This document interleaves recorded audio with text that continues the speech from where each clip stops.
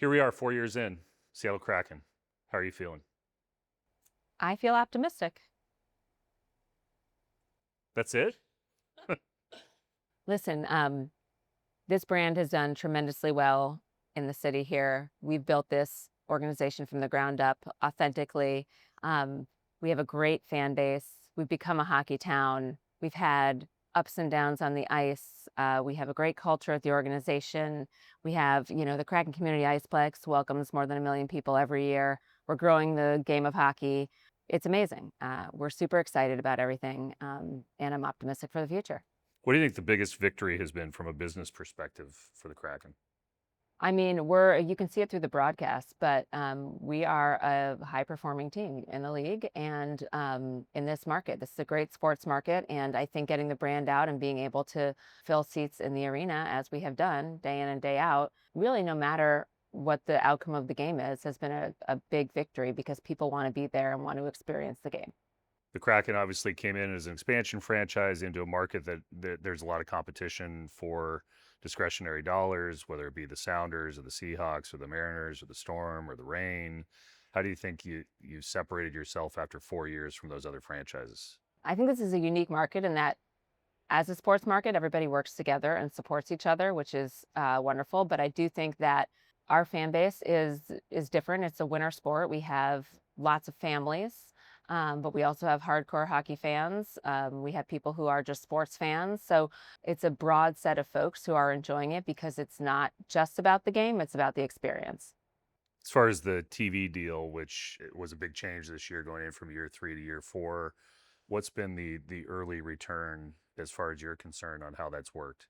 I mean, our ratings have been great, and we've been able to reach way more folks. People who didn't know about hockey, didn't know about the Kraken, and then folks who were, early fans but didn't have access to see the games, right? Not everybody can come to Climate Pledge Arena, and so people now can view it easily from their homes or at a sports bar.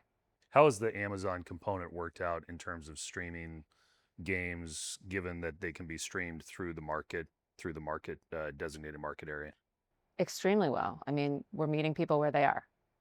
In terms of the numbers, Amazon doesn't release their numbers, but you're saying that it's gone extremely well in terms of the reach of, say, a streamer versus a regional sports network on Yeah, I cable. mean, they're different. They're both very successful. They're just different channels to meet people that watch in different ways. What's that tell you about the future of regional sports networks and TV networks, that this new model that everybody's trying, how it's worked for the Kraken? Well, I mean, it's worked great for us. I think that consumers are consuming sports in different ways than they used to, and that's going to keep evolving. And I don't pretend to know how that will look in the future, but I think it's moving very quickly and rapidly. And I think that's the part that's most interesting to keep an eye on from a sports perspective, is just that it keeps changing. I think right now this is working really well for us, and hopefully will continue to. As far as the in-game game day atmosphere, Climate Pledge Arena, how do you feel about how all of that is playing out? I think the experience has evolved and continues to be really special. We're showing some of that on the broadcast to give people a kind of a tease as to what they could see if they come to a game. But we had new components this year and interactive technology, so folks attending can participate through the app, et cetera. We get great feedback on that. What's the data tell you about concessions and merchandise sales and people actually getting into the bowl before the game starts? Merch continues to do extremely well. And again, I'm really proud of our brand. It's a very strong brand around the league. You see it everywhere, which is great. We are big listeners here, right? And so we have many years of data now. We do surveys after every game, actually after every event at Climate Pledge. We also do quarterly in-depth season ticket member surveys. So we're all about data and feedback. We do listening sessions. I'll ask people in the elevator what they're thinking. So we are getting feedback in real time, and then over the course of the year that we're constantly looking at. And that's part of why you and I are meeting today, right? We're listening to fans and evolving and continuing to work on that experience. But what we hear is that um, generally people are having a great time. Generally people love the food, people love the merch, et cetera. But there's things that we can improve on, right? We launched this before COVID. The world is a different place now, right? And we didn't necessarily know who our fan was then. We knew people were excited, but who is sticking around, who is coming, and will continue to evolve as we continue to listen. So a lot of people signed up for 3, 5, and 7-year deals. Any way to say how many people gave up their tickets after year 3? I'm sure there is a way to say, but not for today. But I mean, listen, we continue to be popular and people are excited about it, but that's a big commitment for some folks, right? And so we're listening to that. And for GA, we're going to make some changes for that. And we are looking at ticket prices because, again, we were priced before COVID and before um, many different things have happened kind of in the macro world. And so we're going to look at that and we're going to reduce prices in a lot of ways because we're meeting folks where they are and we don't need them to be where they are. We want folks to get into the arena and we want to bring new fans in and we want to make it sustainable. So explain that the ticket price is being reduced for a lot of season ticket members. I think 90% of season ticket members will see a reduction. What does that mean? Yeah, so this is something that it's in the works for over a year is looking at, we priced everything 5 years ago, essentially, right? And before we knew how many family packs people wanted, and before we knew where people wanted to sit in the bowl, and before we had a game in the building. So we just know so much more now to be able to reconfigure things, reinvent things, so to speak, so that, people in the bowl move around and the pricing makes sense for that. And we can encourage more new people to come and we can encourage different family bundles, et cetera, so folks feel good about what they're spending. So this is for everybody in the lower bowl club section. They're going to see a Season ticket reduction. members. Season Yeah, ticket yeah. members. Yep. I mean, I don't have the specific sections, but it's the majority of folks that are coming that are season ticket members will see a change in a reduction and increased benefits as well. It's not just about price because that's not the only thing people care about. People care about the whole experience, which is food and beverage, which is what are their benefits, right? We also want to reward the season ticket members that bought into this before we were anything, right? And that's a big piece for us, right? How do we continue to build on that loyal fan base and continue to offer them benefits that make sense? So for a season ticket holder, the beer will be cheaper. Yes. 25% off. Right. So the $16 beers go down to 12. Good math. I'm trying to do math on the fly. Um, the building is still new. People are still trying to figure stuff out.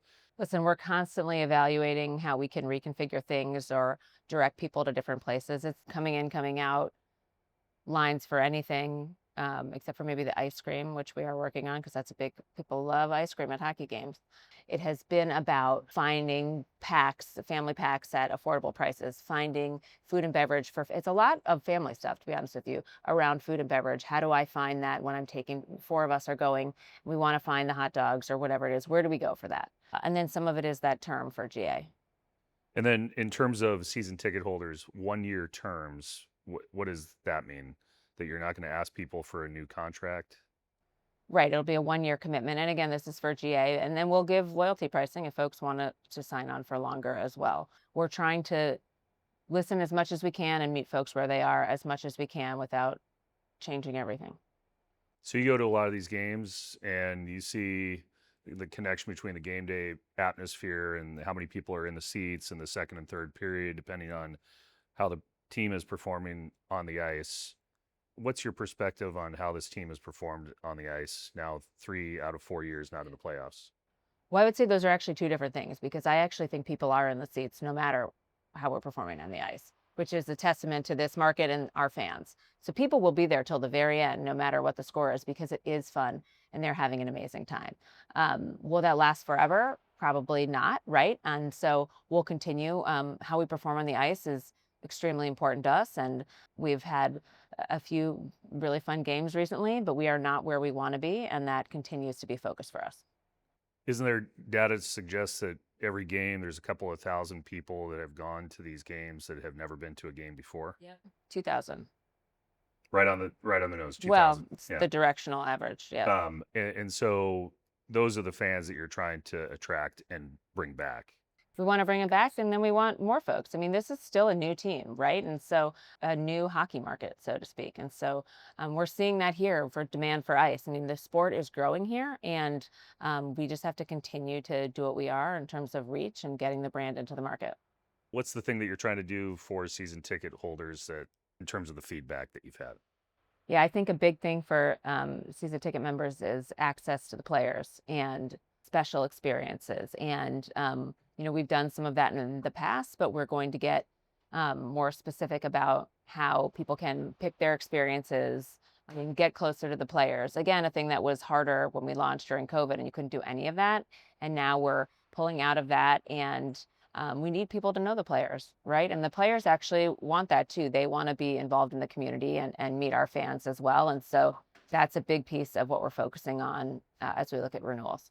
And one more thing I'll add is just I mentioned to focus on family. Obviously, we want to take care of our season ticket members, but there's a lot of people who haven't been before, and we want to encourage new families to come. And that's where pricing for family bundles will come in, as well as food and beverage. And I think for us, that's a big push: is how do we get new kids in the door and new families in the door that learn about it in their schools, or learn about it because they come here to skate. As far as the team on the ice, I mean, what's your perspective in year four? New coach, new players, big free agent signings.